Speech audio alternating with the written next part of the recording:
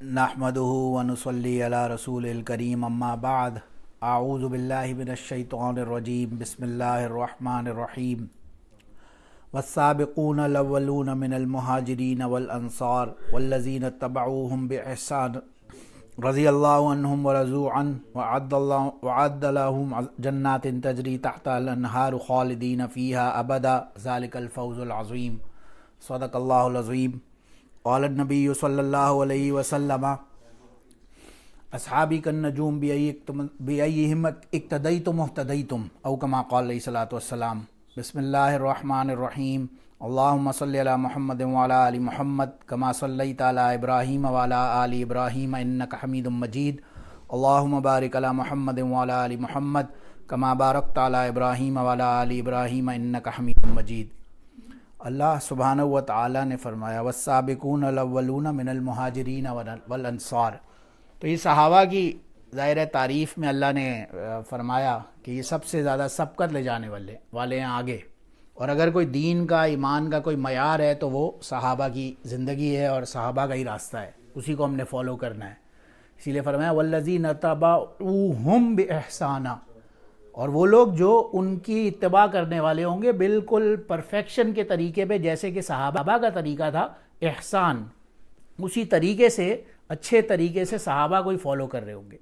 और जिस सहाबी को भी फॉलो करेंगे कोई कन्फ्यूजन की ज़रूरत नहीं। आम तौर से सहाबा का भी अपना अपना मिजाज ज़ाहिर पाया जाता है। अबू बकर रज़ियल्लाहु अन्हु खामोशी से कुरान की तिलावत कर रहे हैं, तो अब उमर बिन ख़त्ताब हैं वहाँ बुलंद आवाज़ में कर रहे हैं। अपना अपना मिजाज है, इससे कोई फ़र्क नहीं पड़ता। इसीलिए फरमाया नबी अलैहिस्सलातु वस्सलाम ने अस्हाबी कन नजूम, मेरे जो सहाबा हैं ये सितारों की मानंद है। बिअय्यि मुक्तदई तुम इhtदई तुम जिस किसी की भी इत्तबा करोगे तुम हिदायत पा जाओगे, फला पा जाओगे। बहरहाल अब हज़रत अबू बकर सिद्दीक़ रज़ी अल्लाह अन्हु, ज़ाहिर है उनका तो अपना एक मकाम है, उनके साथ तशरीफ़ ले जा रहे थे हिजरत के मुबारक सफ़र पे। नबी अलैहिस्सलातु वस्सलाम हमने पीछे देखा गारे सौर से निकले, अब मदीना की तरफ यसरिब की तरफ माइग्रेशन फरमाई।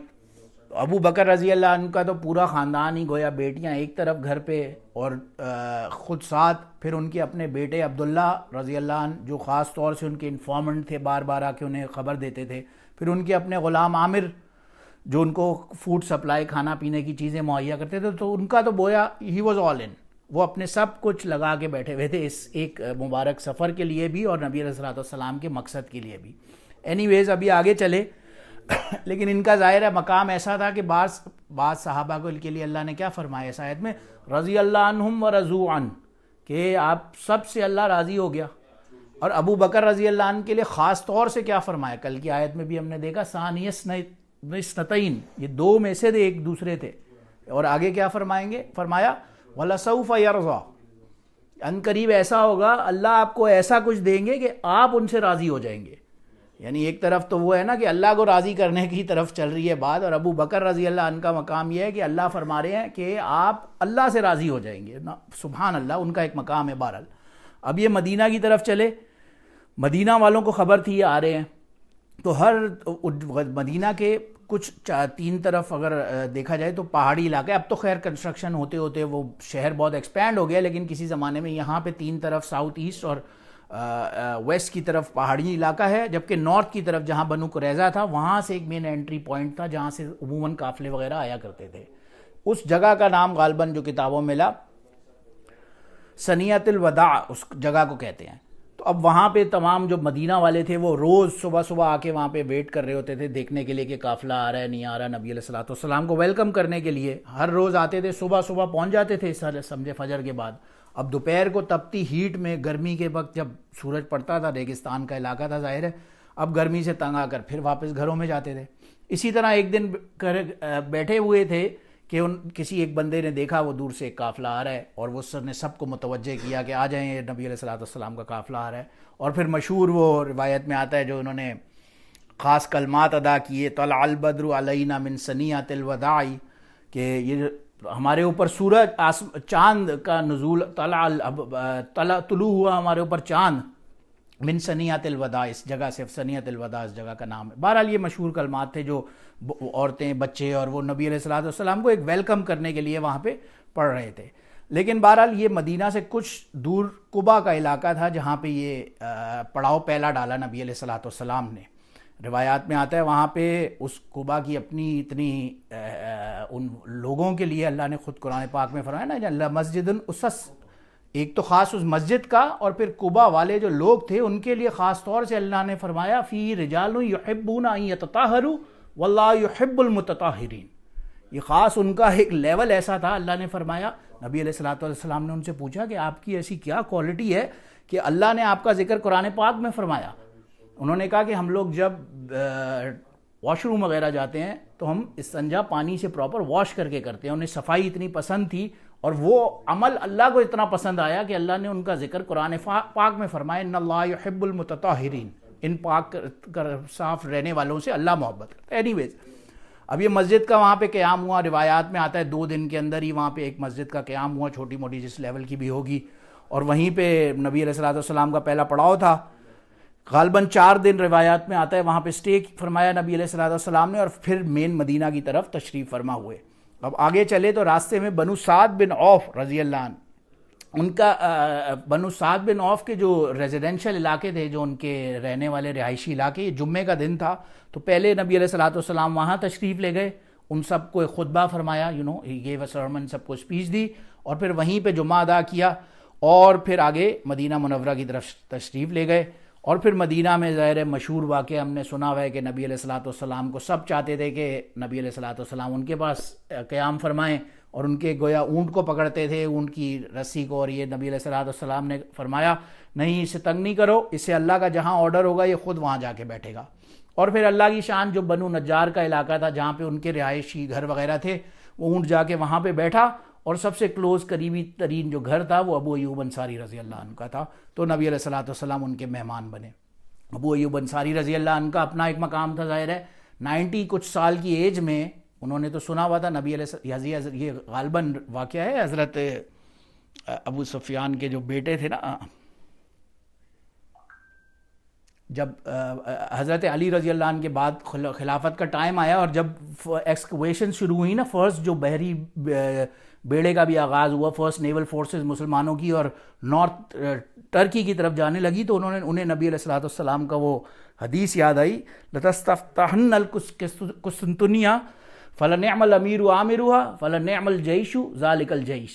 یعنی اس امیر کو، اس لشکر کو جو قسطنطنیہ یعنی کانسٹینٹینوپل ٹوڈے ماڈرن ڈے استنبول کا نام ہے، وہ جو اٹیک کرنے والا کو، ان کے لیے جنت کی بشارت جب سنی ہوئی تھی تو یہ 90 سمتنگ ایج میں اس لشکر میں لگے، اور وہیں جا کے آج بھی کبھی استنبول جانا ہو تو ہم دیکھتے ہیں ادھر ہی ان کا قبر مبارک موجود ہے، بالکل وہاں بوسفورس کے اوپر.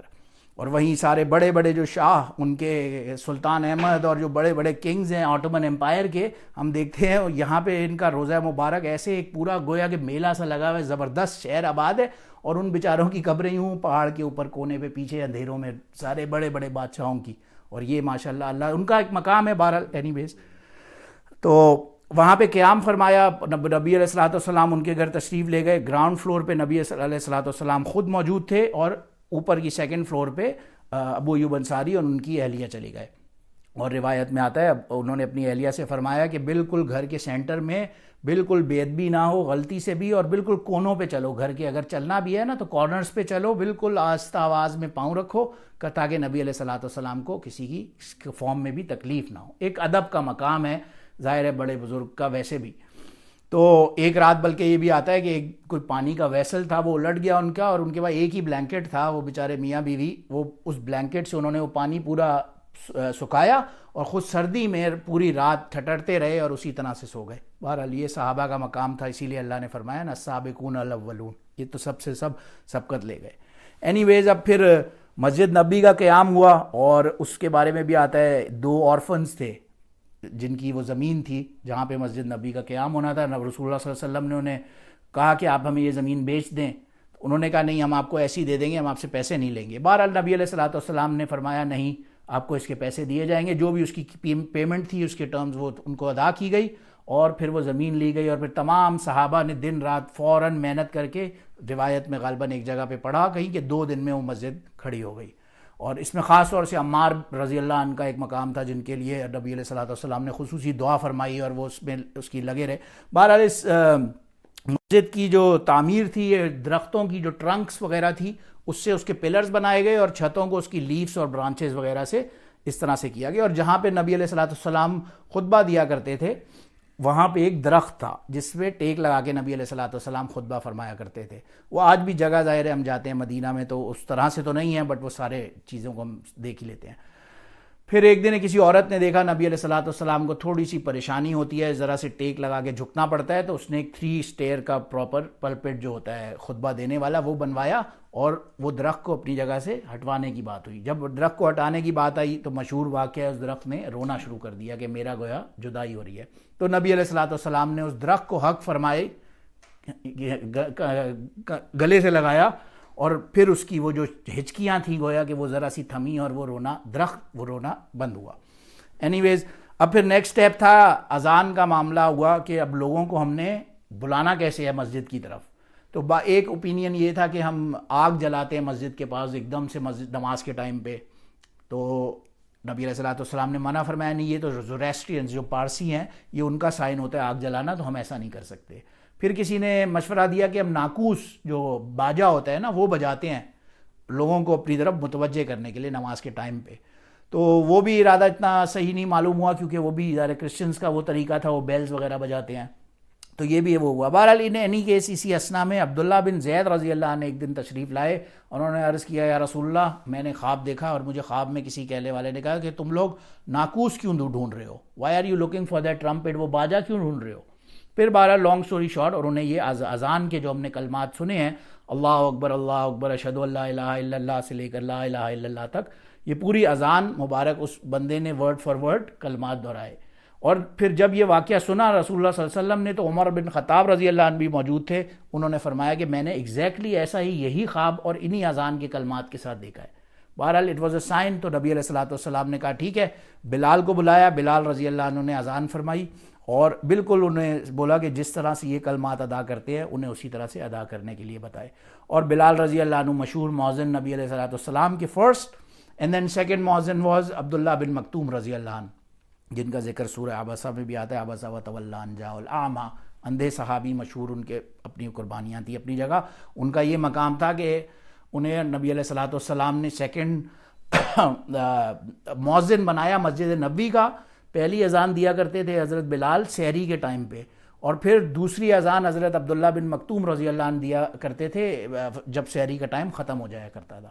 تو اینی ویز پھر اسی دوران ایک مرتبہ کہیں کیروین قافلہ کہیں جا رہا تھا, بلال رضی اللہ عنہ نے نماز کا وقت ہوا, اذان دی, تو کچھ لڑکے وغیرہ تھے انہوں نے مذاق اڑانا شروع کر دیا. جب یہ صلی اللہ علیہ وسلم نے انہوں نے بلوایا اپنے پاس اور کہا کہ مذاق کون اڑا رہا تھا اذان کا. اب لڑکے خاموش ہو گئے, ظاہر ہے سب نے ایک لڑکے کی طرف اشارہ کیا جو ظاہر ہے سب سے زیادہ پرابلی فیمس بھی ہوگا ان میں, ابو محذورہ رضی اللہ عنہ ان کا نام تھا.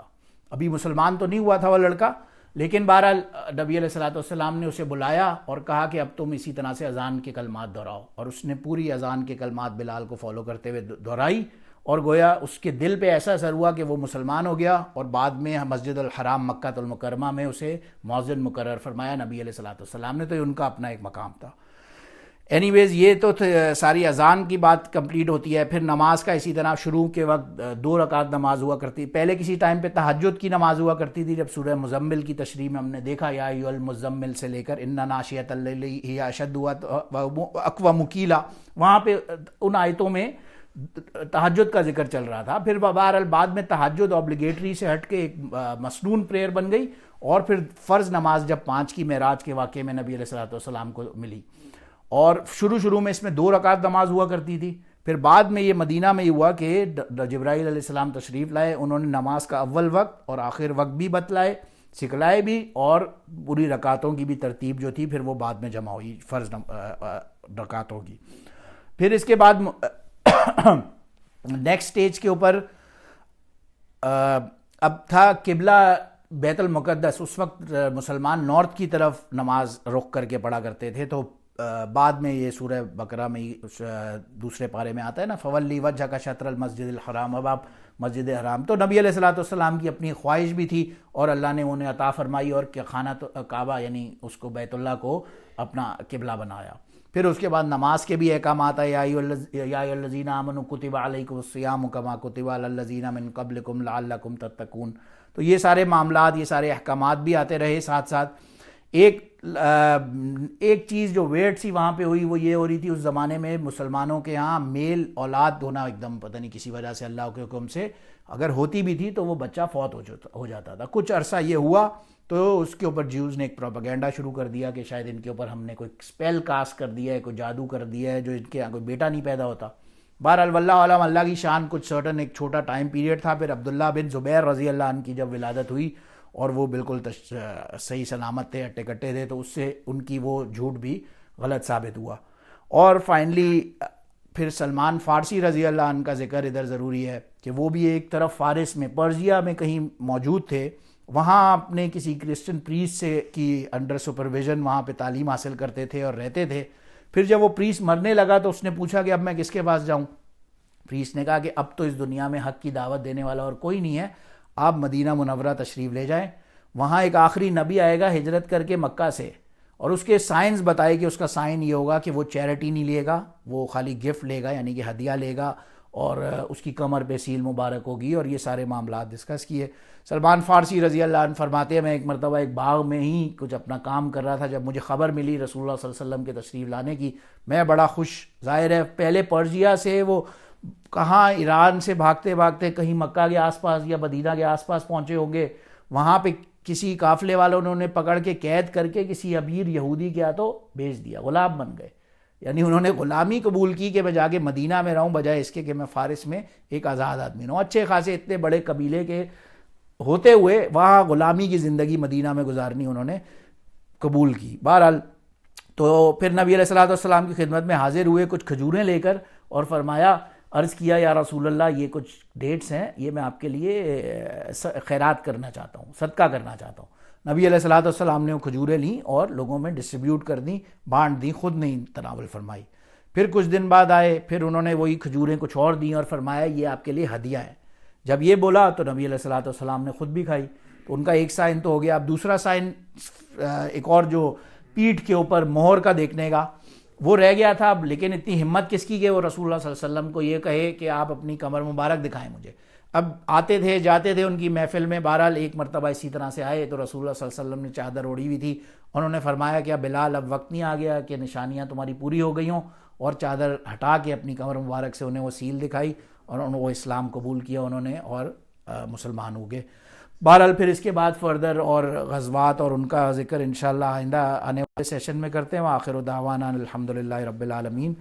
سبحان ربک رب العزت عما یصفون وسلام علی المرسلین والحمدللہ.